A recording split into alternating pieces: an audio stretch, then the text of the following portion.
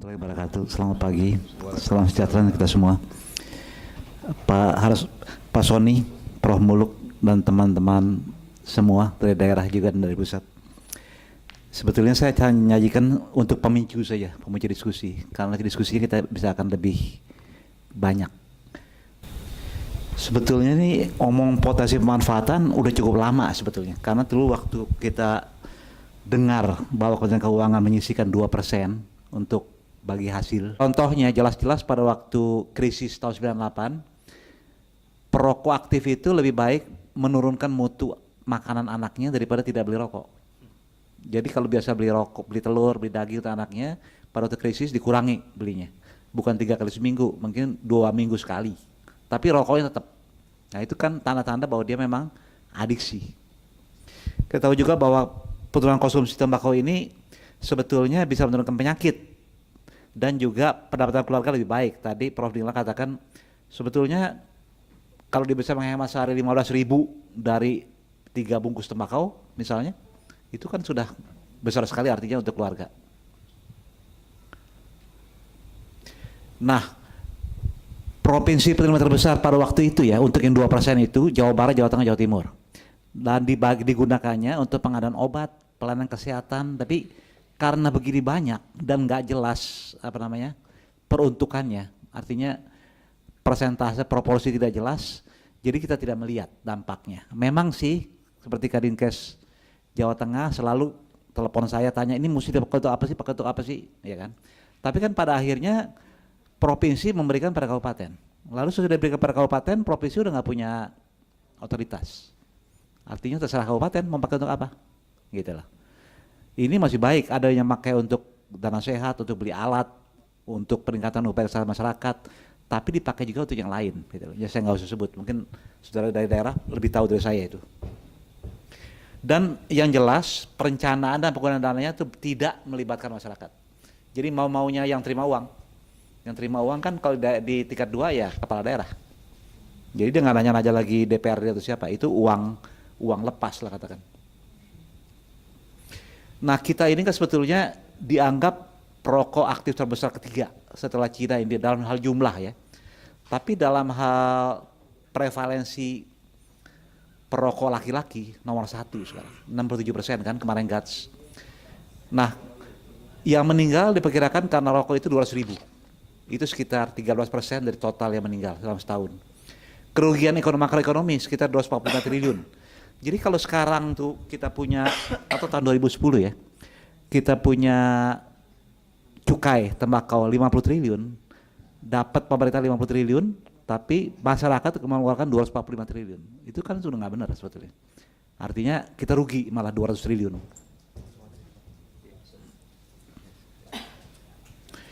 Nah hasil kami di Badan Litbang Kesehatan sebetulnya melakukan berbagai riset ya, termasuk tuh perokok aktif pada tahun 2010 itu sekitar 34,7% dan 20,2% itu perokoknya tiap hari. Dan di pedesaan juga lebih banyak daripada di kota yang merokok. Jumlah rata-rata kedisap ya sekitar 10-11 batang. Usia mulai merokok, nah ini sebetulnya mengkhawatirkan kan karena 5 tahun itu mulai ngerokok. Walaupun yang banyak memang antara remaja ya 10-14 tahun misalnya, dan 15-19 tahun terbanyak sebetulnya untuk jadi perokok pemula. Yang juga mengagetkan juga 76% itu biasa ngerokok dalam rumah. Nah ini tertinggi di Sulawesi Tengah. Artinya kalau dalam rumah tuh di tengah-tengah keluarganya kan, tengah istrinya atau mertuanya atau anak-anaknya, bayinya dan sebagainya. Dan 35% perokok itu tergolong dalam sosial ekonomi rendah. Nah, nanti kita lihat. Ini prevalensi kita naik terus ya, laki-laki naik terus, terakhir 67% tahun 2011. Untungnya perempuan tidak naik. Nah kalau kita lihat ya dari Global Tobacco Survey kemarin, itu cukup banyak perokok aktif kita tuh yang dewasa sekitar 60 juta. Lalu kita tahu juga kretek itu yang paling populer dan kretek itu double akibatnya untuk penyakit kan. Karena isinya bukan hanya nikotin tapi ada cengkeh. Cengkeh itu kan sebetulnya dianggap mempunyai efek karsinogenik walaupun lemah karena saffronnya itu menyebabkan kanker liver dan sebagainya. Nah yang berhasil berarti merokok dengan upaya sendiri sekitar 9,5% menurut GATS. Tapi yang adiktif itu 38,3% dari perokok aktif. Tandanya dalam 5-30 menit sudah bangun tidur, dia harus merokok. Itu tanda-tanda bahwa dia adiktif. Nah, perokok pasif itu sebetulnya dari survei yang sama menunjukkan bahwa lebih dari separuh itu dapat paparan. Karena ternyata tuh pelarangan merokok tempat kerja itu tidak efektif. Jadi separuh 50% itu terpapar sama asap. Lalu orang dewasa tadi saya bilang banyak sekali ngerokok di rumah, hampir 80% itu mendapat paparan di rumah. Kalau kita bandingkan negara maju ya, negara maju itu sudah di luar nggak boleh ngerokok, di rumah istrinya juga usir dia nggak boleh ngerokok. Di kita ini tadi Prof. Nila katakan rupanya emansipasi kita emang mesti dipacu terus supaya bisa melarang suaminya merokok. Biar alasan kesehatan, alasan anaknya juga. Nah, sekitar 85,4% dewasa itu mengaku terpapar di rumah makan. Kenapa? Karena kita ini di rumah makan dibagi dua saja. Sebelah kiri untuk yang ngerokok, belah kanan ngerokok, tapi nggak ada apa-apanya. Nggak ada screen, nggak ada tembok, nggak ada apa. Itu sama juga bohong. Artinya karena asapnya kemana-mana. Nah, perokok anak misalnya ya, ini meningkat terus. Kalau kita bandingkan data tahun 95 sampai 2007, itu naiknya 6 kali lipat. Bayangkan itu. Kan malah ada orang tua yang bangga itu hari kan masuk YouTube, umur 3 tahun, 3,5 tahun merokok banyak banget. 3 bungkus, 4 bungkus sehari katanya. Bangga bapaknya. Nah sekarang karena pemerintahnya tidak, tadi Prof. Muluk bilang ini Kemkes juga kerjanya lemah sekali untuk rokok, ya kan? Akhirnya kawasan tanpa rokok ini diambil alih oleh masyarakat. Untungnya memang ada PP yang mendukung itu. Jadi kawasan tanpa rokok itu sebetulnya termasuk dalam pengamanan bahan yang mengandung zat adiktif. Jadi Pemda diminta mewujudkan KTR, kawasan tanpa rokok, termasuk untuk fasilitas kesehatan, tempat pendidikan, tempat bermain, ibadah, angkutan umum, tempat kerja. Nah sekarang kita lihat pelaksanaannya. Di kesehatan oke lah, walaupun sebagian dokter kita banyak yang ngerokok nih. Prof. Nila pasti tahu lah itu. Jadi tuh di pasien bilang mesti begini-begini, tapi di belakang dia ngerokok. Ya kan? Di pasien dibilang jangan ngerokok. Masih baik begitu. Tapi kebanyakan karena dia merokok, dia tidak mau kasih nasihat pasien. Itu yang lebih celaka. Lalu tempat proses belajar mengajar. Masih ada sekolah di mana gurunya ngerokok depan murid di daerah perifer. Itu sebetulnya nggak boleh menurut undang-undang. Tempat anak bermain sama itu. Penjaga sekolah kok bisa ngerokok di depan anak-anak kecil, anak-anak prasekolah atau anak-anak TKB atau apalah itu. Tempat ibadah oke sekarang, tapi juga masih tidak 100% ya. Yang celaka itu angkutan umum. Di Bogor itu yang sudah ada perdanya, yang kalau angkutan umum merokok itu didenda. Nyatanya supirnya lebih galak dari penumpang. Jadi kalau penumpang bilang, Pak karena nggak boleh ngerokok tuh, ada stiker kan, ibu pergi aja ke tempat yang lain, yang nggak ngerokok supirnya. Jadi galakan supir daripada penumpang, bayangkan.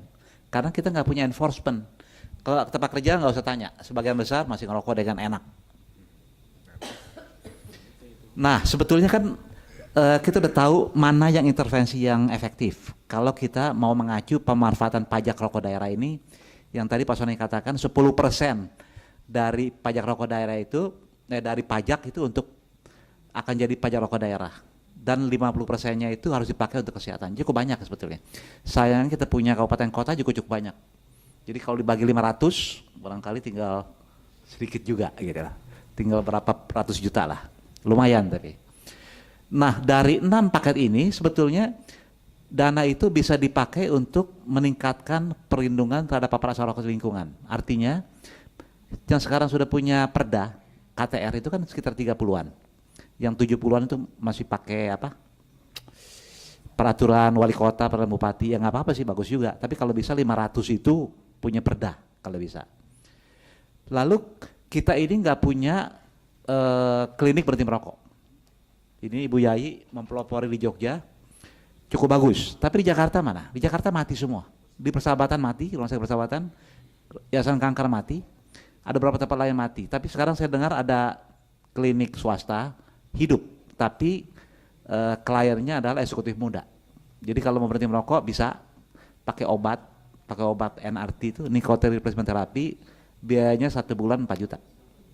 Ya kita nggak bisa kan pakai itu di di puskesmas atau di kliniknya Bu Yai nggak bisa. Jadi Bu Yai ini klinik berhenti merokoknya nggak pakai obat, hanya konseling. Kebetulan beliau kan psikolog. Jadi udah bisa lah merekrut. Tapi di kita punya ini, kayak Persahabatan bilang sama saya, kita buka 3 tahun, pasien setahunnya nggak sampai 10. Bayangkan. Itu kan bohong, sama juga bohong. Artinya sama sekali tidak ada gunanya buka. Itu yang terjadi.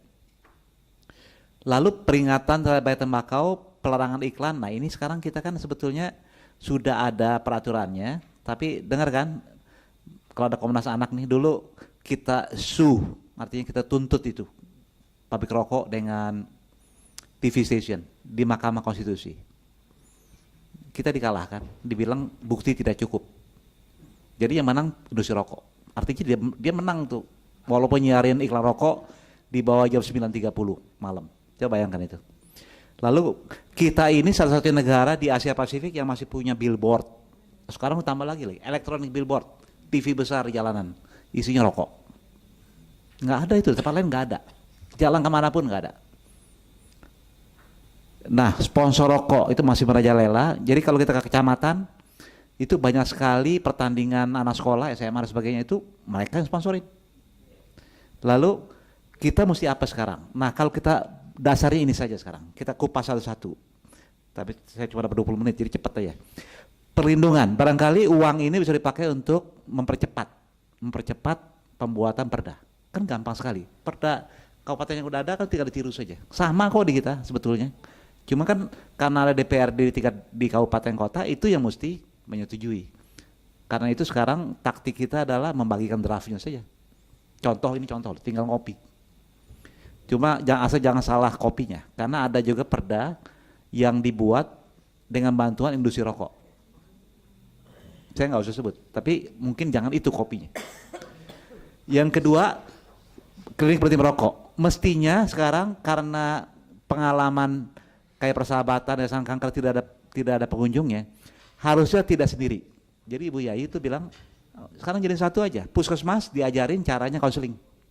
Jadi kalau ada pasien datang, Pak nggak boleh ngerokok nih, penyakitnya kok COPD nih, PPOK, penyakit paru obstruktif, nggak boleh ngerokok. Jadi orang di luar tuh nggak pikir bahwa dia datang cuma untuk konsultasi rokok.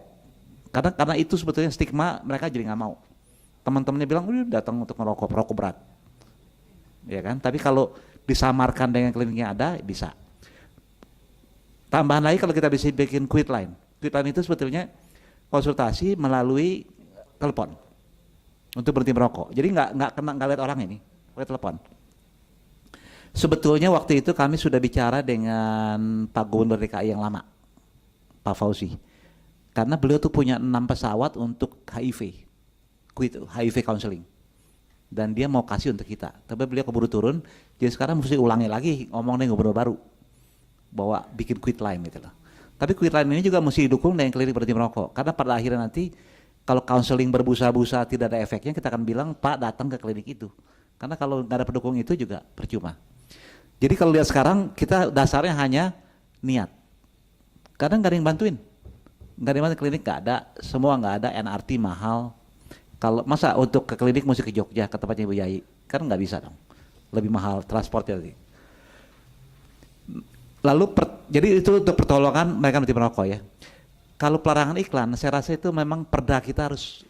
Jadi walaupun di pusat dikatakan undang-undang penyiaran itu boleh iklan, boleh macam-macam, tapi kalau ada perda daerah melarang radio menyiarkan iklan, itu jadi sebetulnya bisa, gitu lah.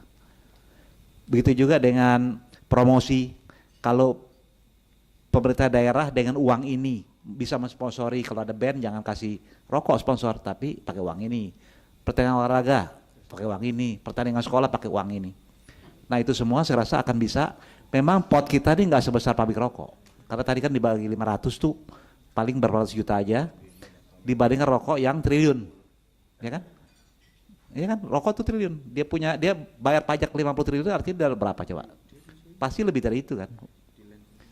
Barangkali ini saja untuk pembuka diskusi ya yang saya mau sampaikan. Terima kasih. Wassalamualaikum warahmatullahi wabarakatuh.